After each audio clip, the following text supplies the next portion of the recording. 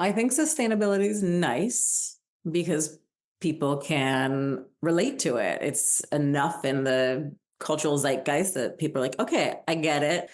We actually have the creative capabilities. We now have the technologies. We have the communication infrastructure to regenerate, to generate more, to bring about greater health in our ecosystems, our healthcare systems, our education systems, our trade systems that moves us towards at least something that has increased wholeness from what we've inherited.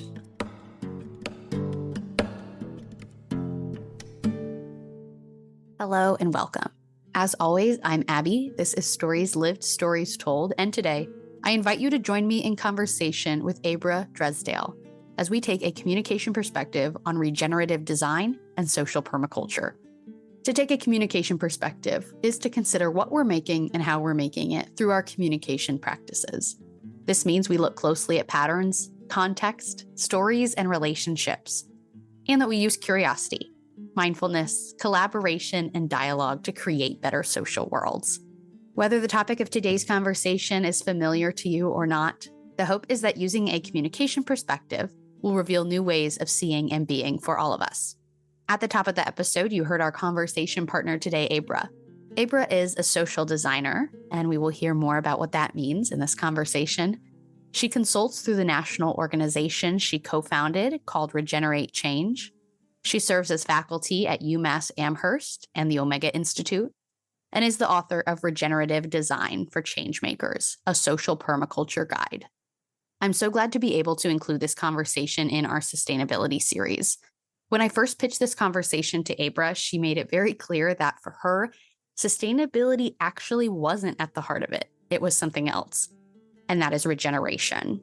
Graciously, she's still letting me include our conversation in the sustainability series, but I do offer this intentionally as the last conversation so it can act as a jumping off point.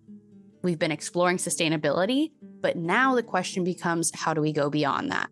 Which is truthfully not something I was asking until I met Abrah. And it's what she's going to help us figure out today.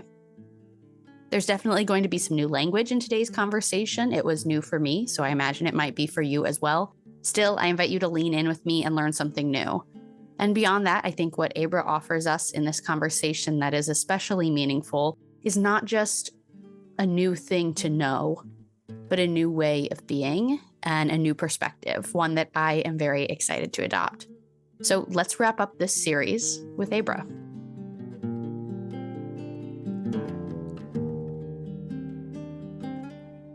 Hi, Abrah. Thank you so much for joining me for this conversation today. I've really been looking forward to it. Yes, thank you so much for having me, Abbie. I have been as well. I think we have a lot of shared ground to cover, or maybe some ideas that run parallel to each other that we can hopefully build on in this conversation. And maybe each teach each other a little something, learn something new along with the audience today. So before I get ahead of myself, though, can you please introduce yourself? Yeah. Hey, everybody. My name is Abrah Dresdale, and I use she and her pronouns. I currently live in occupied Pecumtuck territory in what is known as Western Mass, Greenfield. And I'm a social designer and visionary educator, ritual artist, author, and mama of a 2-year-old. Sweet. That is a great place to start. What does it mean, right off the bat, I'll ask for clarification, what does it mean to be a social designer? Yeah, so let's see. I think I've always been drawn to practices and movements that do things either consciously or intentionally, yoking personal agency and collective imagination and power towards envisioning the worlds, whether they're micro worlds to macro society level worlds of what we want to see and call in for what's possible. And I didn't quite realize that I was looking for a systematic way to design, to shape, to craft social worlds. But my different professional studies and personal passions have led me towards gaining my master's degree in ecological design and planning, and then applying that same tool set to the landscapes that are social. So that can be designing one's own life and wellness and work-life balance, for instance, to designing organizational systems and strategic plans or community actions and endeavors, all the way up to thinking about how can we work in networks and coalitions and alliances towards designing greater social change in our infrastructure, in our policies, in the ways that we enact change in, say, the food system or the carceral system, et cetera. So social design to me is really taking a rigorous and systematic design approach that's rooted in whole systems thinking, in observation and, ecological intelligence, grafted with social justice praxis, and applying it towards the end of social design and social change. Yeah, that systems thinking that's a new concept to me, one that I've been digging into recently because of a couple different projects I'm working on. Mm-hmm. And it makes so much sense to me. I think that matters so much. And I'd put it up there with, a kind of intersectionality approach that I see people use being very important, that you have to kind of zoom out and look at the big picture and see the system, see that things are interrelated. I think I just see it as such a disservice to ourselves if we're too hyper-focused on one thing without looking at the relationships part of it, the context part of it, and saying, yeah, we don't exist in a bubble. We exist in these relationships, in these social worlds, in these cultures, on a planet as part of an ecosystem, whether we see ourselves as part of an ecosystem or not, we are a part of this interlocking system. And so to zoom out, there is a lot of value to be gained in using that perspective. Yeah, I am actually writing our newsletter that will be out in the new moon this coming month at Regenerate Change, which is the organization I co-founded in 2017. And this newsletter, we're looking at fragmentation as the root cause of so many of the deleterious effects we see on the planet today. And I think the siloing and compartmentalization, the sort of atomization worldview that is so propagated in the Western education system and Western science. It just really ripples and creates that type of myopic understanding and inquiry, rather than zooming out and having, if you will, more of an ecological frame that is really looking at wholeness and interrelationship. And I think that's something that regenerative design in particular does well. It looks at the study of relationships and how do we create systems change when we work with the dynamics that are occurring in a small to large social ecosystem, natural ecosystem. I don't even like creating a binary between those, but I think it's helpful to note that there are ecosystems that we are inherently part of as human apes. And then how do we design those? Just in the same way we might design a farm ecosystem or a forested landscape for increased health and resilience, for instance. Yeah, I love the focus on design and the intentionality piece that you're talking about, because truthfully, there was a little bit of learning for me as well, coming in contact with your work as you talk about design. And I have heard that talked about as well, like I've talked about in the spaces that I'm using systems thinking. And, my brain can't help but when I hear design, I think about interior design or, that kind of world. And so it's new to open myself up to think about, well, how is our society designed? How are our relationships designed? How are organizations designed? And that tracks back to the lens, the perspective that I use, this communication perspective that says you do have a choice and you have kind of this personal power to affect change in your social world. And it's about being intentional in it. And so when you do that zooming out, when you do that looking at the context, when you take the time to sit in reflection, think about the patterns that you've contributed to and ask, how did this get made? How did we get where we are today? That's when you can start to see the systems and the structures that are in place. And, the language I also use is those stories that exist as well. What are the stories that are in place that have shaped the way that we've lived and the way that we've acted and the way that we've been in relationship with each other? And then do we like those stories? And do we want to keep those stories? Would we rather be telling a new story? So that's such a big frame for me.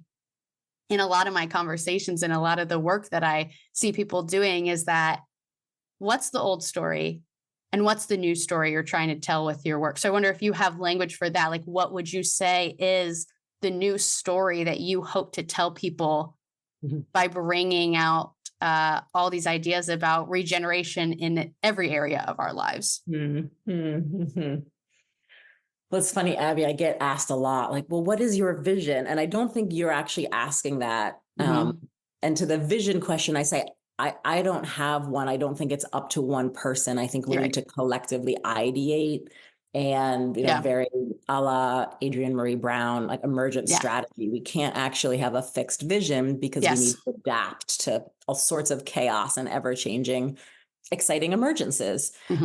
But I think what you're maybe asking about is what's the seed of possibility and the message in that for people who aspire to be social designers, and what is the new story we can tell? And I think, I want to start by saying that I truly, truly believe that every single one of us is intrinsically born with the capability to design. That is just one of the many human intelligences that we possess.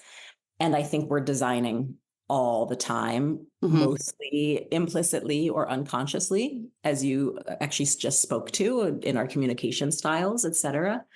And so I think my message to the world is, how can we use design and futurism, visionary futurism, as frameworks to explicitly call in the type of relationships and lives and livelihoods and transformation that is possible, that we are not passive recipients who are disempowered, even though that is what every single thing in the overculture, a term by Clarissa Pinkola Estes, wants us to believe. The overculture says you should be paralyzed, you are puny, you cannot make a difference. And I really believe that we can wield power and we can do it across scales. And the design process is one of the many, many tools.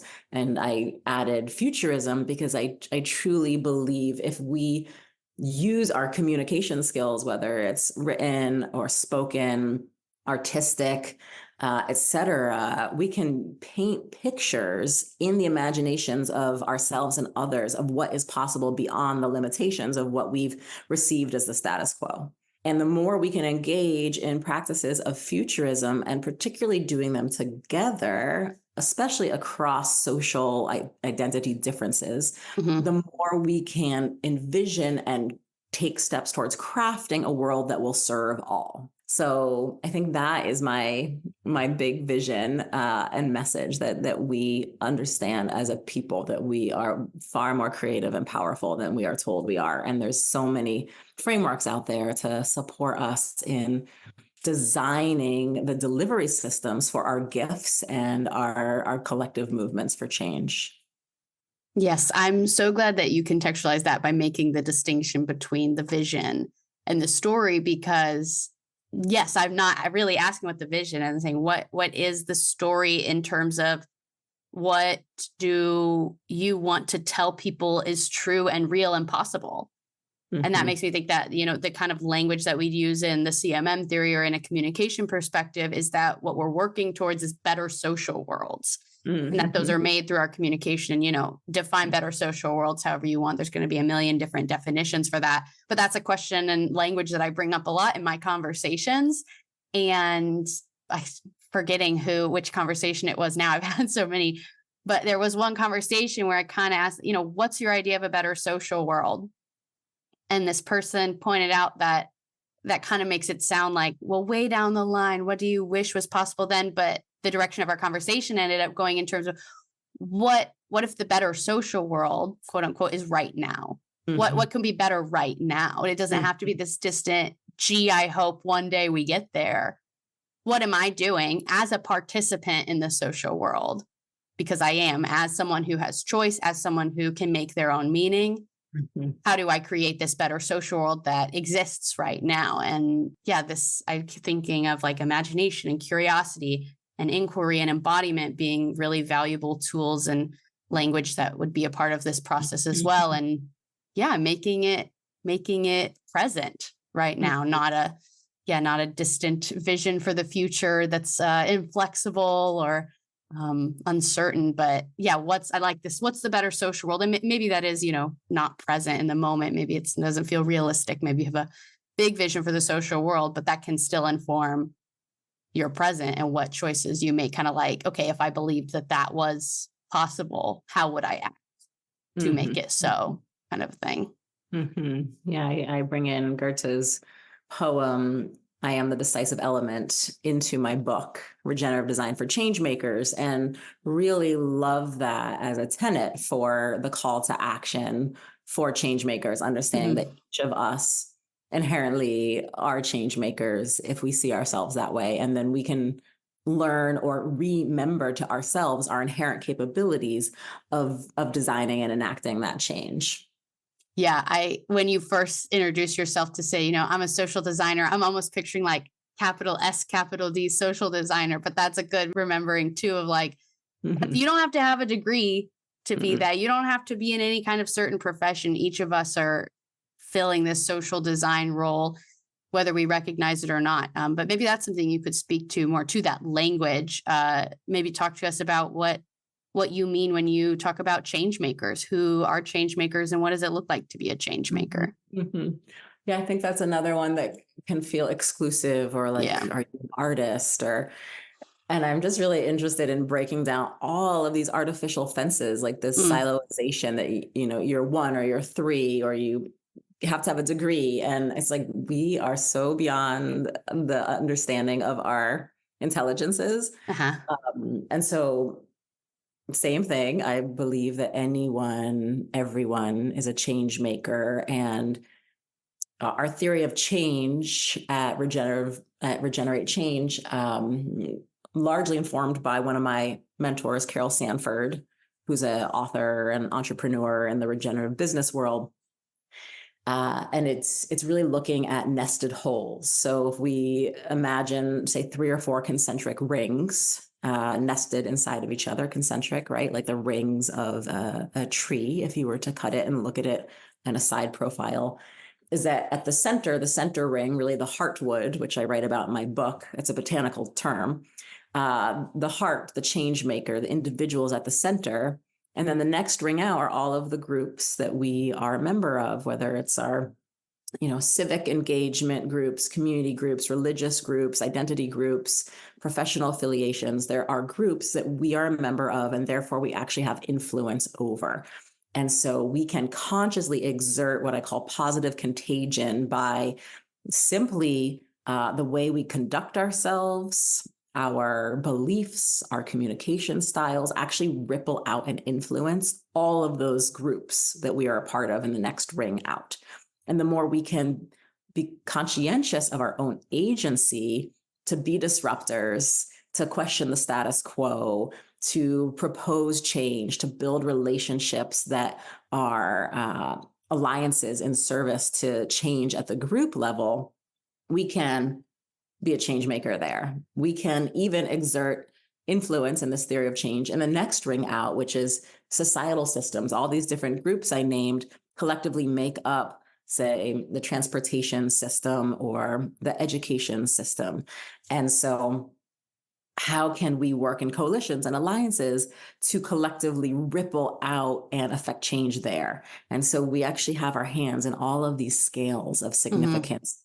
And often I find, most professional change makers are so focused on the external and, making change. And I've been one of them. And I do think a lot of the common trends I see, unfortunately, are informed by saviorism and the overlay of missionary colonial culture, with the church saying, oh, you poor X, Y, and Zs, we need to come save you. We need to change the way you're doing your lives. And that lone wolf archetype of like, the savior is going to come in and transform. And it burns out the change maker. It burns bridges often. And it's not really a participatory project that involves the principle of listen, listen, listen, to really understand what is the change that needs to come about, rather than imposing it from some paradigm of do good. Mhm. And so often if I'm working with folks who are burnt out, and again, I have been one of them, trying to do good in the world and make change, I often say, let's go back to that heartwood, that center circle. Let's design at the very, smallest scale of the social building blocks, your own life, your own personal practices of wellness and rest. How is your grief? Are you tending it? What are your ancestral patterns like? How are they showing up in your body? Are you able to sleep at night? Are you eating? How's your marriage? How are your friendships? And really start looking at what we call zone 0, 0 in social permaculture, that zone of self. Because if we have cracks in our heartwood, if we have so many shadow spots, et cetera, we are going to necessarily radiate those out Mhm. into our creations, into the groups we are members of, into all of our valiant efforts at change making. So it's not sequential. I don't believe that we have to first fix ourselves and then we can shine as these incredible agents. Right. But simultaneously, and sometimes more importantly, we really need to do that self-reflexive practice and take a look, really hold that mirror up to ourselves and say, how is my own personal health, wellness, and relationships? And how can I design and tend to change inside myself and in my interpersonal sphere, that zone 0, Mhm. before I start, trying to create all these amazing shifts in the worlds around me. So that is my, medium life answer to your question of who do I see as a change maker?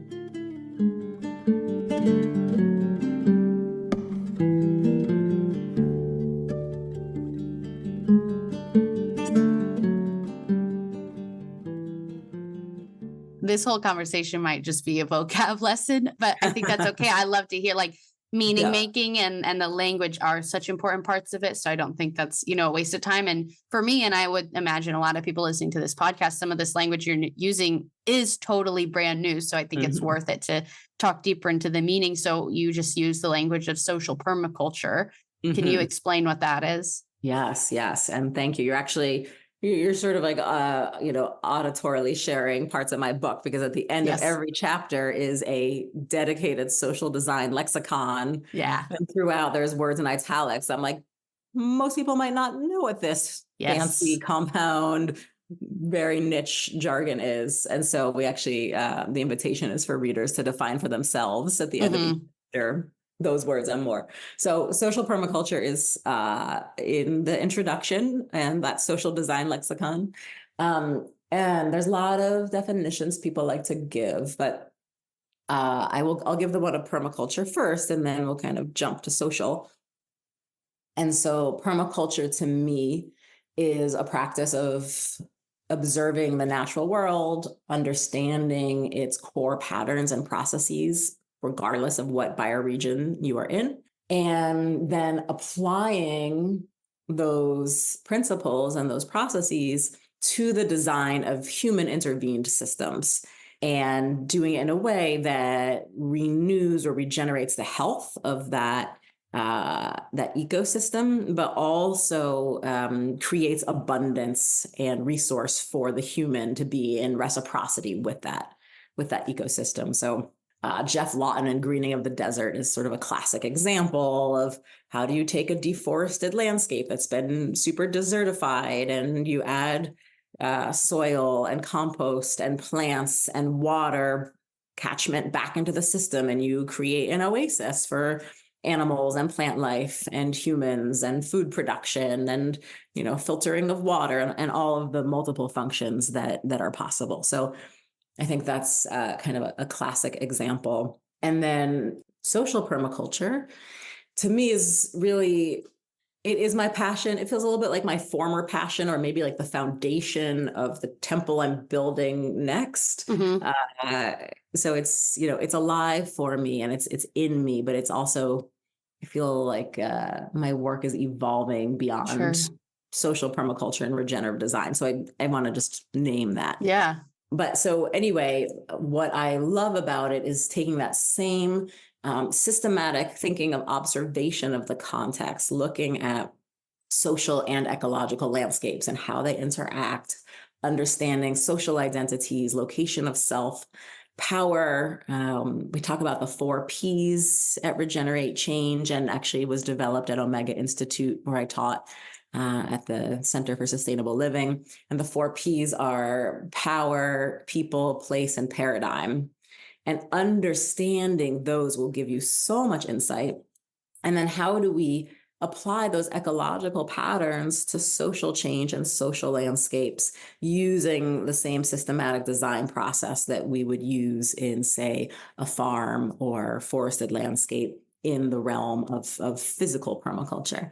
And of course, we can't divorce ourselves from place as social beings. So that's very much in the mix. But I often find in the years and years of work I've done as a consultant that the best laid plans, say for a homestead or a public, college permaculture garden, for instance, will fail because the social infrastructure and the responsibility of the management over the years, the funding, the power privilege dynamics, they have not been thoughtfully designed for, and so the physical system itself will fail. And I saw that so many times, and I said, well, how can I apply my graduate degree in sustainable landscape design and planning towards human social landscape design and planning? My background, my undergraduate, I should say, is in psychology, and I've been deeply interested in education and social systems change my whole life.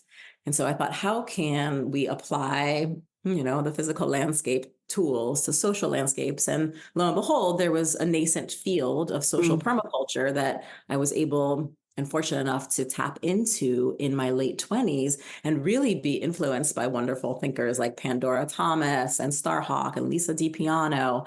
And I've now partnered up with Adam Brock, who's my buddy at Regenerate Change, and he wrote Change Here Now in 2017. And simultaneously, we were working out similar ideas about this. And so he was invited on in 2019, and we are rocking out Regenerate Change now. Asia Dorsey has joined us as a co-owner director. It's been exciting to see kind of all the people in this constellation who are doing this work.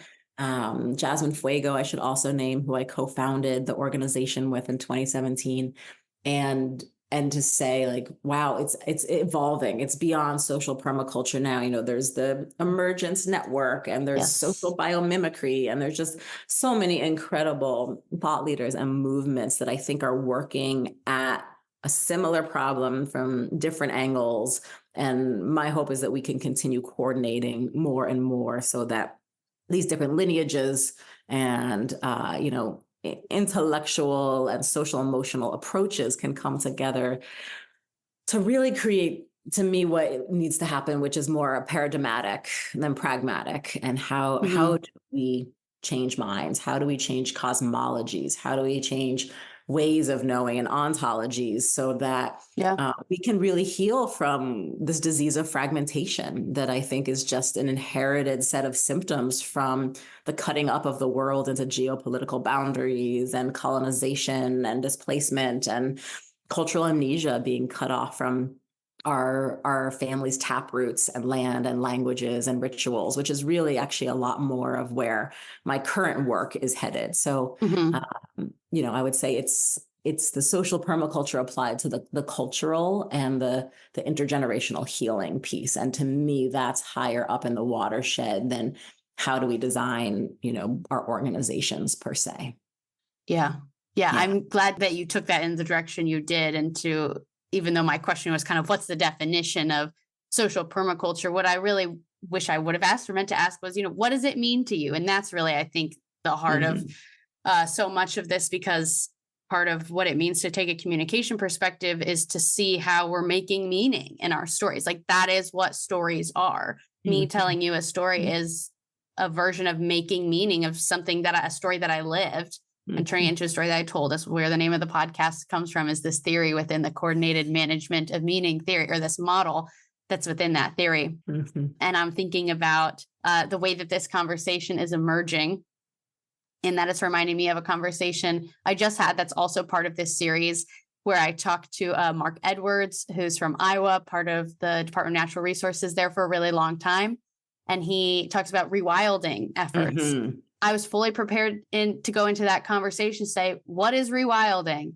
And for him to give me a really straightforward definition and just have a little education on what rewilding is. And I don't think I got like a good straightforward definition the entire conversation, even though I kept kind of returning to that and trying to pull it out of him, because it was so much more embodied for him and so much more expansive than what the maybe textbook definition of rewilding is to him. It was about fear and exploration and connection and this very personal thing that he's experiencing. And he believes that to be true for everyone else. And he spoke to how he's honestly still learning what it means, even though he's 76 and has been doing this his whole life. So that kind of shook up my expectations. And I'm seeing this conversation having a kind of similar path that, yes, there are textbook definitions for a lot of these terms out there, and we can let people go look those up on their own. But what is interesting and compelling is to hear what it means to you. And to imagine what it might mean to other people too, that feel kind of moved by this language and moved by this perspective. So yeah, that was a lot, but that's kind of where my head's at right now as I'm engaging in this conversation. Thank you for making that transparent, Abbie. I love the language part of it so much. And I think that, which is obviously inherent to, communication, but communication is so much more than just what we say, but it is, what is this language? And if you don't have language to talk about something, then you don't talk about it. And so you talking about regeneration does feel really important, because even though, this conversation is going to be part of our sustainability series, you made it clear to me early on that that's not really to you the heart of what you do. And you made this distinction between sustainability and regeneration that was not one I thought about. And regeneration was not a word. I mean, I know it as a word, but I was not kind of in it and understanding it in the context of all these other things that I was talking about. So I'm thinking about that because that feels like my own personal experience, even coming into this conversation, that I didn't have the language to talk about anything beyond sustainability. And now I do have that language, and it's exciting to me. So I wonder if you could speak to, again, maybe not the textbook definition, but what it means to you to go beyond sustainability to regeneration. I think sustainability is nice because people can relate to it. It's enough in the cultural zeitgeist that people are like, okay, I get it, or I get some facet of it. That said, embedded in the very word is the paradigm of sustain. To sustain. Let's sustain what we've got. And what we've got is completely degraded. And who knows what the baseline is, right? The baselines shift over time. But that paradigm was not good enough for me. How do we actually take responsibility for the amount of extraction that our species has done in a very short time? And I will name predominantly our species in the northern hemisphere with light skin and white privilege, the owning class, those who own the means of production through the Industrial Revolution, enslavement of West African people onwards, more than West African people, I should say, also in the Americas, and how the money has accumulated in the hands of very few, and the amount of exploitation and degradation that's happened in just the last 400 or 500 years. And let's just sustain where like the levels of carbon in the soil or biodiversity, like to me, that is like just there's blood on my hands. There's blood on the hands of white people like me. And so how can we actually be the true stewards that our ancestors forever, regardless of your racial identity, have been, and truly give back and create abundance and design systems? The classic example I gave about the greening the desert, like we actually have the creative capabilities. We now have the technologies. We have the communication infrastructure to regenerate, to generate more, to bring about greater health in our ecosystems, our healthcare systems, our education systems, our trade systems that moves us towards at least something that has increased wholeness from what we've inherited. And Elisa DiPiano, who's a good friend of mine, who I mentioned earlier, a social permaculturalist, I teach with her at UMass-Amherst and taught my first permaculture bunch of courses through Lisa. She says this funny thing, which is if someone asks you, how's your marriage? And you say, it's sustainable. Is that really the aim that we're working towards? Not the highest praise. And I honestly don't think regeneration is the highest thing. I think our understanding of what is possible is going to evolve and evolve and evolve. But for now, that's sort of like regeneration, solidarity, rematriation, reparation. That's that's the how do we restore? And again, what are we restoring to? I don't want to tote a romanticized view of the past, but there is incredible levels to achieve beyond what the current baseline is in 2024. And so regeneration to me is about building a system's capacity to create abundance, nourishment, exchange of resource, be in reciprocity with, connect those systems that are regenerating to other systems that are regenerating. You can use, say, local economics or local currency as, a concrete example. How do you link entrepreneurship and, say, local food systems with local currency? So you're connecting, you're adding value in the soil, in the commerce and exchange, in the local economy, and you're connecting all these systems to create more abundance and reciprocity. And I think so much of this comes down to the role of the artist, that I truly believe, just like the designer and the change maker, is that archetype is alive in all of us. And how do we envision, imagine, and enact these kinds of exchanges? And by no means do we have to do it all. We can't. We're one life force. We're finite. We need to rest. We need to have fun and socialize, right? We need to have, just experiences that aren't all about the critical path, I think, to maintain balance. And yet, what is your passion? What is your calling? What are those things that spoke to you as a child? Go back and revisit them and follow those threads so that we can be really clear about who and what our contributions are. You seem so clear, Abbie, about your love of language and communication, and look what you've done since you graduated 2 years later. You are doing it, or at least this phase of your life's work. And so to me, I think that is regenerative. How do we take what we inherited and create healing, create wholeness, create abundance, and share it and be in reciprocity?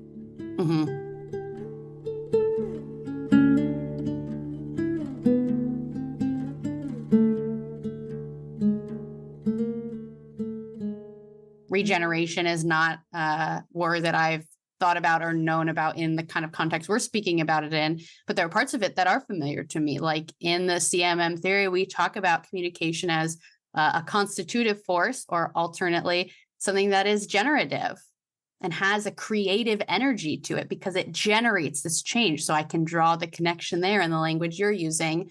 And even though there is, re is a part of your regeneration, that, like you're saying, it's not necessarily about going back to a certain time. There's never really maybe been a time in the past that we're like, oh, that was the prime, let's go back to there. There's always been, different issues going on.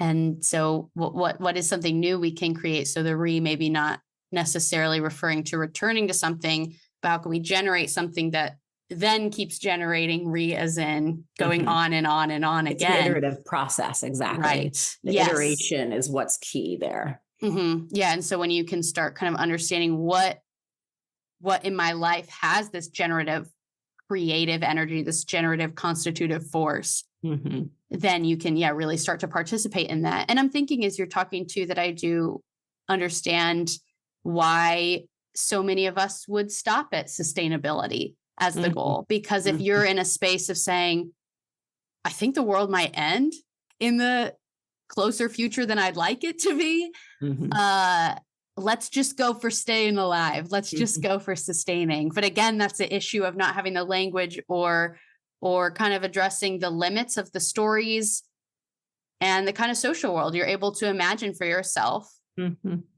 Because imagining something brand new that's never been done before, that you've never seen before, is a really tall order, I think. And so that's why we need the tools like hear more stories, tell more stories, you know, like share more of this language, all of it. Those are the ingredients to help us be able to grow our imagination, to say, you know, I can actually imagine for ourselves a world, a way of being, a society that is generative. Because right now, I think a lot of people are truthfully just stopping at sustainable, which I really appreciate the distinction you make there. And yeah, so maybe it's kind of like first step, work towards sustainability, and then also acknowledge that that's not the end. Because also I think in a lot of people's lives or in a lot of people's practices, maybe the question is still one of sustainability, you know, that you have to be able to sustain before you can regenerate, maybe is how I want to say it. So if you're talking about like your marriage, you know, if that is kind of a comparison, if your marriage is sustainable, well, yes, it would have to be sustainable before you can really, you know, thrive in it or say that it's this really beautiful thing.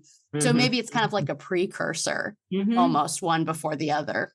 Yeah, I think it's a both and. You know, how I write about it and the diagram in the book is that it is an evolution. Like it's an evolution from sustainability through these different levels towards regeneration. So sustainability is some ways a prerequisite. And there's another part of my mind that says that it's not linear. It's not a progression. And I just wonder, I think our mind likes stepwise processes. And I also think I'm not trying to cancel sustainability. I think there's a role for sustainability. Like I think it probably has a really important function. Like the sustainer archetype is a real archetype. I don't know if you've come across Kim Cran's work. She's an amazing artist, Jungian archetypal person who's created a bunch of card decks, and her archetype decks in particular have deeply touched my journey. And one of these cards is the sustainer, and it's like these beautiful hands. It looks like there's a ball of clay that the sustainer hands are like holding, and that's part of the triptych of the sustainer, the creator, the destroyer, right? So you need the creator, life, you have to sustain life, and then you need the destroyer. If you didn't destroy things, then there would just be so much debris everywhere. And so I think the sustainer archetype actually has a really important function and role, and let's not exile that. And we cannot arrest our thinking at sustainability. Yeah, no, I am so behind the concept of both and. That's a huge lens in my life, especially because I feel like I grew up with a very much like an either or lens, specifically in terms of like, what's right, what's wrong, what's good, what's bad. I was, I think, a child very intent for whatever reason on figuring that out and then doing the right and good things and not doing the bad and wrong things. And growing up has been an experience for me of like, okay, there's a lot more gray in here. And so that's why I do value doing this kind of like reflective work. Trying to really pay this close attention and think about the meaning that's being made, because it was so revolutionary for me to, when I came across the theory of CMM, believe that meaning is not innate and it is something that we participate in making. And that felt so empowering to me. And so that's another way I see that our work kind of lining up, that it's, you know, I'll speak for myself and you can tell me if this is wrong or right. I won't put words in your mouth, but I engage with this material for me in a classroom setting only because I was studying interpersonal communication. And it felt so empowering to me that I thought this should not be gatekept in any kind of way. And it should not just be sitting in textbooks for academics to talk about. These are real models, and there's real knowledge and language and concepts and tools here that real people in their real lives and real relationships and real communicating could be using.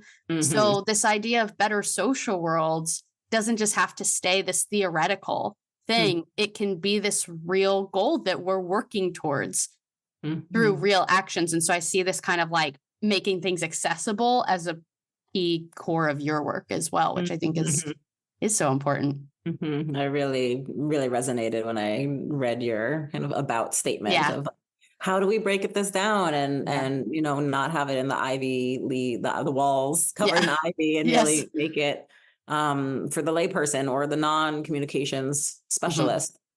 And I really resonate with the educator archetype of making things accessible and digestible, and the tradition of like popular education culture and folk education and storytelling and oral tradition. And I do teach at UMass-Amherst. I have since 2011, and I don't identify as an academic. It does not resonate with me. And I think there's so many ways to communicate. And so I'm really excited for you that you put this platform of a podcast together to share with the world all these exciting ideas. Yeah, a lot of people in the CMM community, like the title of like scholar practitioner. And I like, scholar maybe does feel a little inaccessible, but I like that distinction because I am so cute. I love the heady theory language part of it and the models and the whatever. And that resonates with me. And also I want to put it to practice and make it tangible and make it real for people. Yeah. I want to touch on another part of your work, and I'd be curious to hear how all of this interacts for you and how it all relates. But I know you work with prison food justice. Is that kind of the language you would use? I think that's the language. Okay. Yeah. So this work that you do with prison food justice, I'm curious about. I could imagine that being something that feels regenerative in a certain way. I'm curious about how that relates to your other work and why that matters. I'm asking a lot of questions. Let me start with how did you first come to do this work?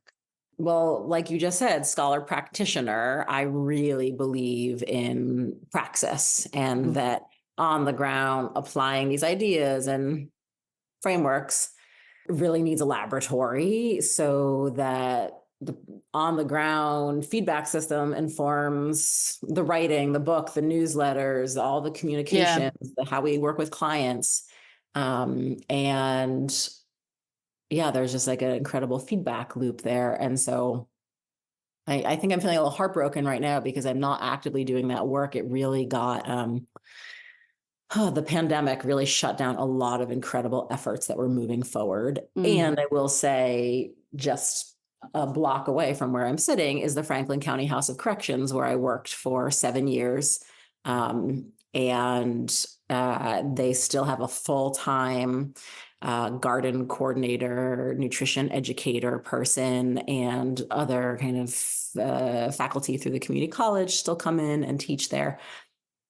So it's active. There's it's called Farms for Families, which is kind of the last big project where people who are on the inside are growing food by choice for their family members who, when they come for visits, get a CSA box. And so the people on the inside are still providing for their families on the outside, often who are food insecure.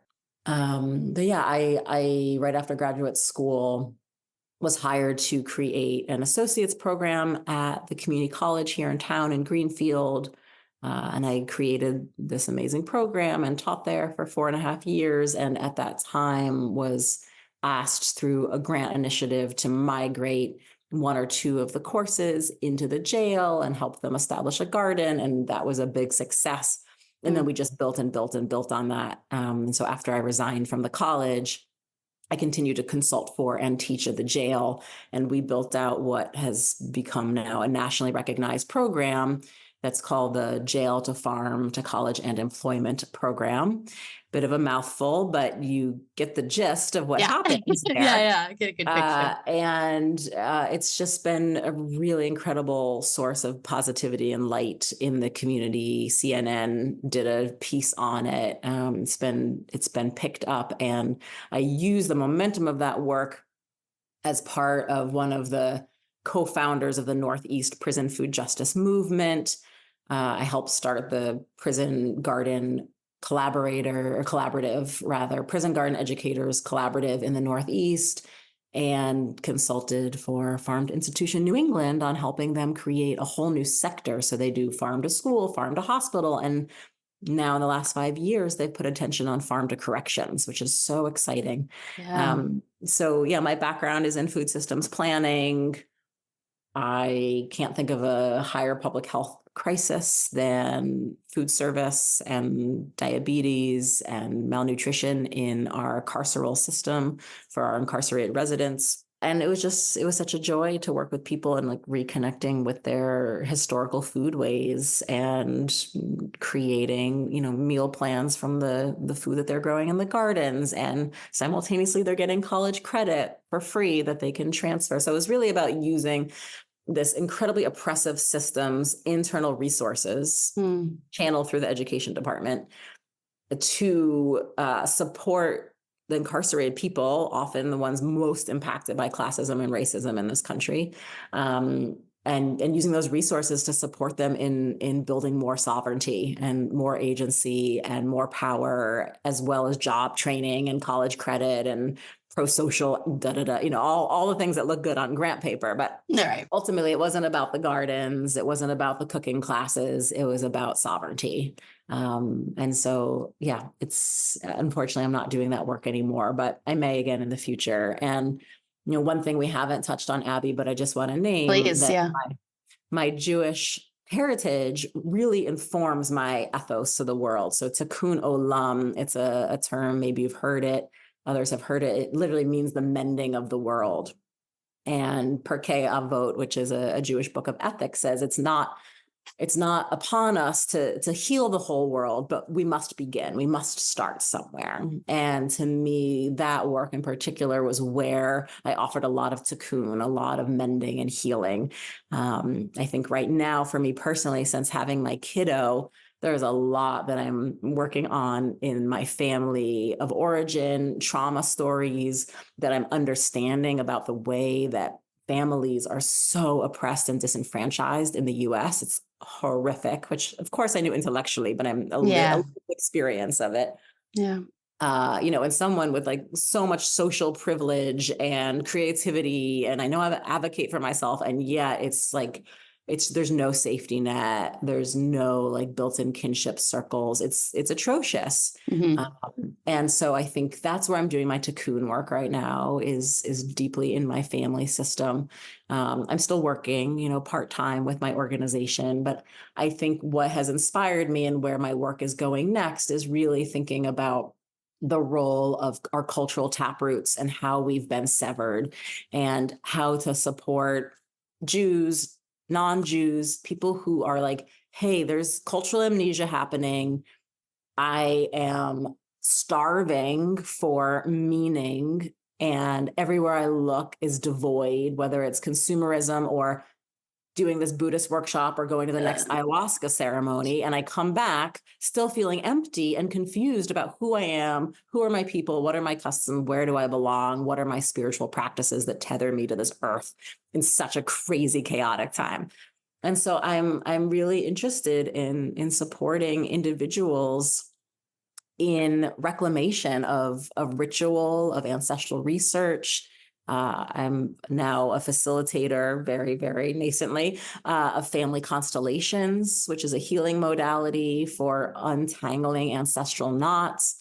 And how can we really work on the level of grief and fragmentation in our own lineages to constitute more wholeness so that we can come full to conversations across difference, to conversations of visioning the future we want without being that fragmented heartwood, right? With all of our cracks at the center that often cause us to want to grasp at other people's wholeness or cultures and idealize it and appropriate it, and just recapitulating more cycles of harm of the original colonial, mission.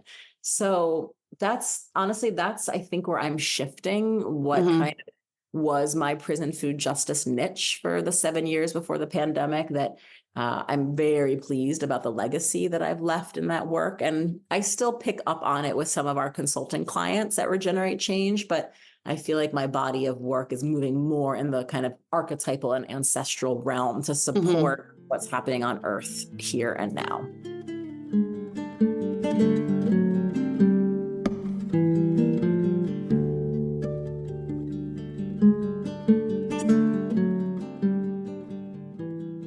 I imagine that there could be people listening be like, how are we talking about Judaism and prison food justice and ancestral amnesia, all of these things in a conversation that's supposed to be about like sustainability or regeneration, the environment, like how do we end up here? But to me, I'm like, how could we not end up here? Like we, to kind of bring us full circle, it's all so interconnected. And you talking about the way that Judaism shapes your perspective in the world makes me think of a model that's a part of the CMM theory that's called the hierarchy model. I don't have any power to actually change anything, but I prefer to think of it as the heterarchy model, referencing that, there's movability and flexibility within the hierarchy. And it references a hierarchy of context, layers of context that shape us to say, context is important to pay attention to. It shapes us, but it's not this one amorphous blob floating above or around us. There are distinct layers there because you have the unique context of the way you see yourself, the relationships you're in, the larger society you're a part of, the culture that you come from, and that influences the way you think, the world at large. And so being able to break down your context into contexts, plural, is valuable because it helps answer that question of motivation, I would say. And using the framework that CMM offers around choice and meaning making, that's why I prefer the heterarchy, because then you can recognize what's your highest level context. That's the language we would use. And then you could make a choice if you'd like that to be a different context. And so one of the ways that I see change being really possible, especially when it comes to climate change, our relationship to the planet, our practices around sustainability or regeneration, wherever you're at with that, however you want to think about it, is to think about what are we motivated by? And if I was motivated by something different, would I maybe act differently? So I think, like, for example, to talk about what you're saying, if you can say my highest level of context right now, my biggest motivation is this idea of healing and doing this healing work. How would I act if that was truly the highest level context? That was truly the biggest motivator. If my biggest motivator was working toward regeneration instead of just sustainability, how would that shape how I act and the choices I made and the stories I told and the ways I showed up in my relationships? It feels like aligned with what you're talking about in almost that, okay, there's this surface level version of what's going on, or there's this very visible, I don't want to say surface level, but there's this very visible aspect of what's going on, or the part that is most talked about. We're not at a shortage of talking about what's going on in our organizations. It feels like everybody's a consultant these days. The organizations, they want to know how to interact, whatever. And then you're saying, okay, that's the really visible part, and that's addressed to death. We kind of got that covered. What about this invisible part? So to speak, invisible in the culture, at least, that you and I can both speak to, of what's going on inside yourself and where do you come from? And how does that shape you? And what are the practices that you have? And how are you feeling about things? And how are you experiencing the world? What meaning are you making? And saying that both of these things are happening at once and they both matter. And I'll just, to your last point there, Abbie, of like the visible and the external mishigas, the mess that we're in, and then kind of like the invisible or the roots of it. And how do you reconcile, and how do we get here in this conversation? Listeners might be thinking, and literally my book that came out in 2021, the entire first half is what we've just been talking about. It's about the self as a blueprint for systemic change. And chapter 1 starts us like location of self, making ancestral altars, mapping social identities. What are our beliefs, our values, our ancestral lineages? In chapter 5, all about grief. How do we honor our grief? Where have we done bypasses? What are the rituals? So the first 7 chapters, the first whole section is all about the self and all about this and the theory of that heartwood, right? And how we radiate out. And it flows, I think, quite beautifully into the second half, the second section, another 7 chapters that are all about rigorous social design. And you bring a change-making project to the social design lab and you take it through exercise by exercise after or simultaneous to you've done the self-inquiry work and understanding who you are as an agent of change, that building block, if you will, that nested hole from the first half of the book. So they actually go side by side. And so I'm saying in 2024, I'm interested in actually drilling into, chapter 1 and chapter 5 of the book I wrote the January Trump was inaugurated.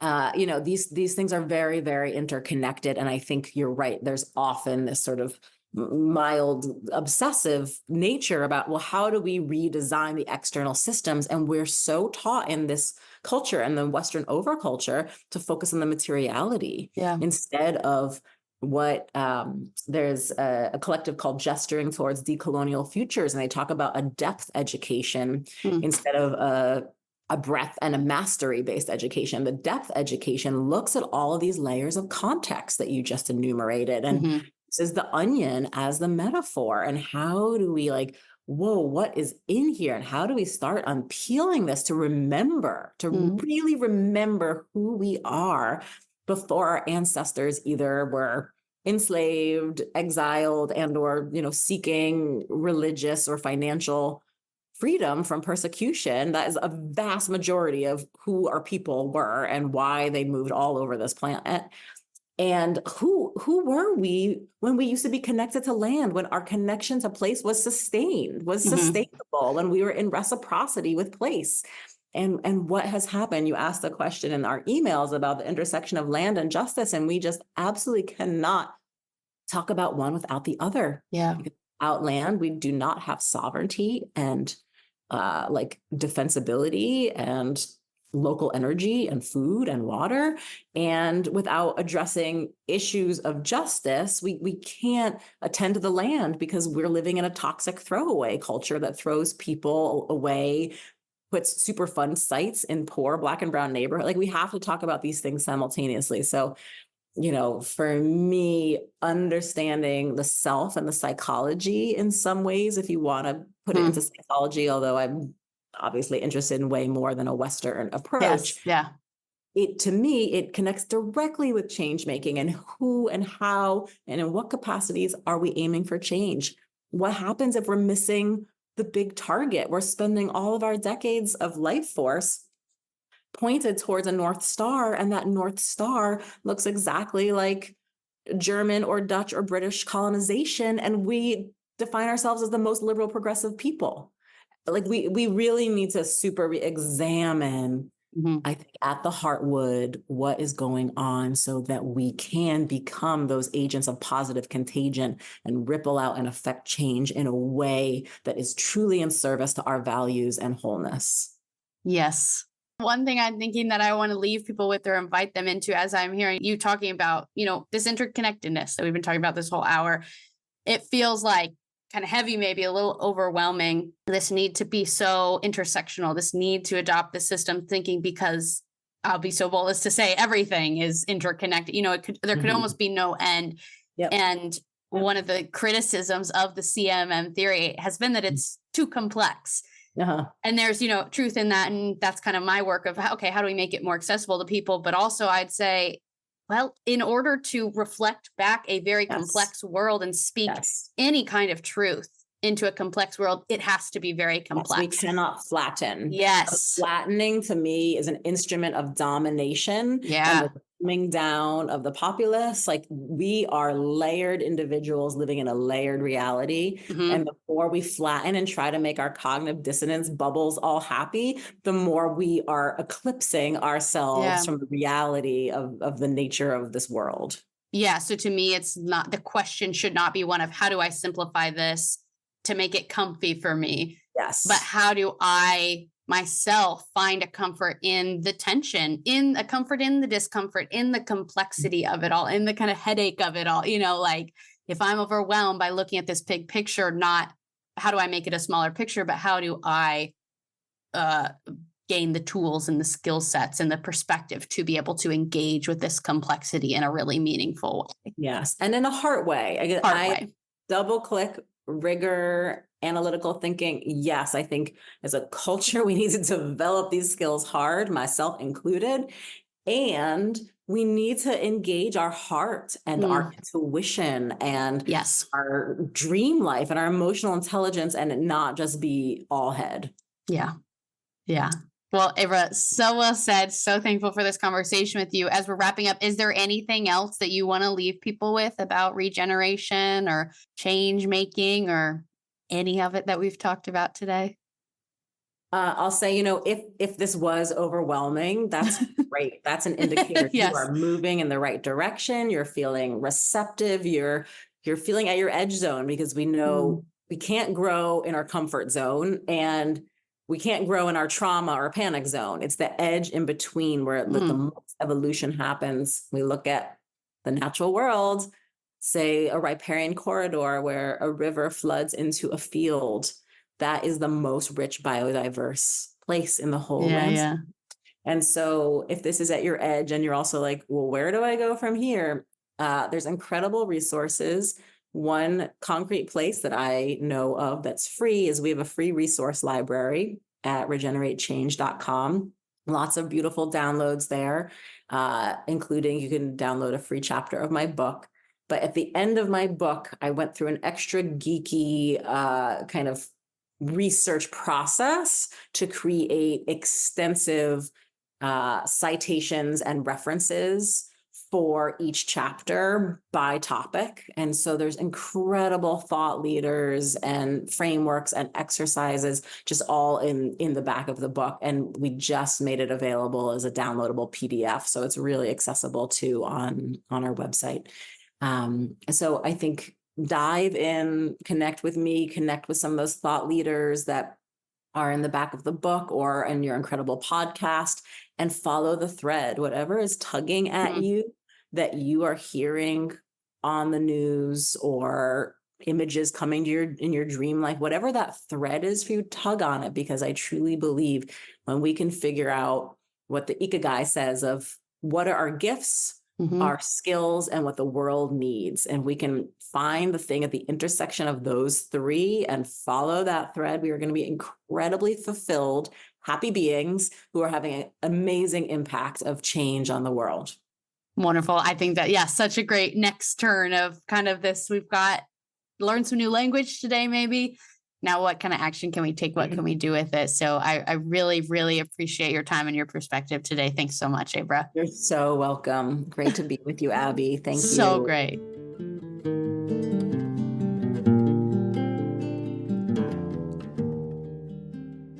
Okay, that is all for our conversation with Abrah. At the end of each episode, I like to offer some questions to reflect on, which acts as a next turn, so the conversation doesn't stop just because the episode does. Today, the question I would have you think about is what changes when we go beyond sustainability and strive for regeneration instead? I think it's no mystery where this question comes from, based on the conversation we've been a part of today. But as this is the last episode for the series, I'd like to take an additional moment here at the end to consider all the episodes of this month together. To me, the work of changing our relationship to the planet, land, nature, the environment, however you want to say it, it is crucial. We cannot talk about creating better social worlds without addressing it, because we can't have better social worlds if there isn't a world to begin with, right?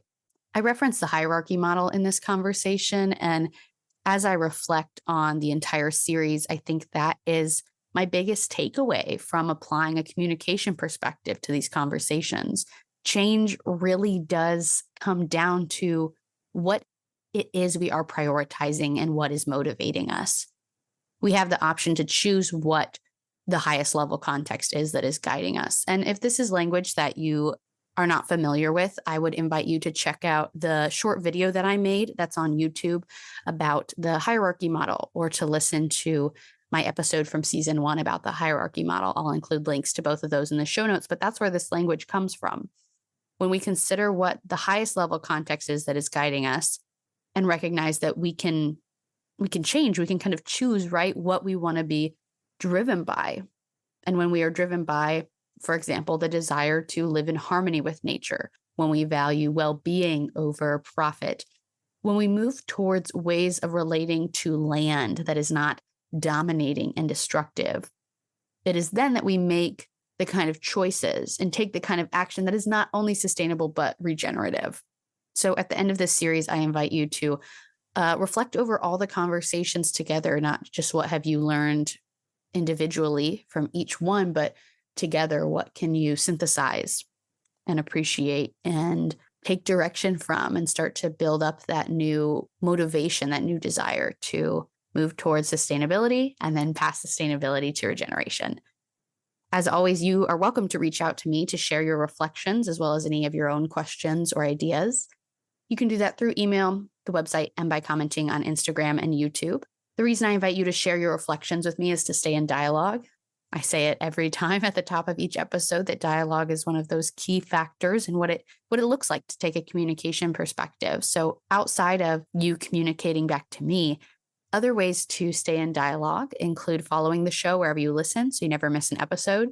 You can also leave a rating and review, which I very much appreciate, helps get the podcast in front of as many people as possible. And most importantly, for continuing the dialogue, I invite you to share this episode or another one, or perhaps all of the ones in this series that have been meaningful for you.